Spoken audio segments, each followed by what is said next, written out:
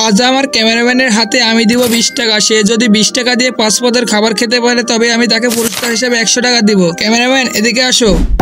তুফান হাঁটতে হাঁটতে আমাদের মুদিখানার দোকানে এসে 20 টাকার ভেতর থেকে 5 টাকা দিয়ে একটা জিরো চিপস নিয়ে খায় আর আমার দেখায়। দোকানে 20 টাকা দিয়ে 15 টাকা ফেরত নেয়। সাইকেল নিয়ে আমাদের মোড়ে আসি। 15 টাকার ভেতর থেকে 5 টাকা দিয়ে একটা মামা বিস্কুট কিনে খাচ্ছে। অলরেডি 10 টাকা দিয়ে 2 পদের খাবার খেয়ে ফেলছে। আজকে মনে হয় আমার 100 টাকা সোনা লেগে যাবে। বাকি রইলো 10 টাকা। 10 টাকা নিয়ে বাজারে আসে। দোকানে এসে 10 টাকা দিয়ে 2 টাকার একটা সেন্টার ফুড কিনে খায় আর বাকি 8 টাকা ফেরত নেয়। আমার ক্যামেরাম্যানের মাথায় অনেক বুদ্ধি। 12 টাকা দিয়ে 3 পদের খাবার খেয়ে ফেলছে। এখনো 8 টাকা বাকি রয়েছে। পাশের একটা মুদিখানার দোকান থেকে 8 টাকার ভেতর থেকে 5 টাকা দিয়ে একটা চানাচুর নিয়ে খাচ্ছে।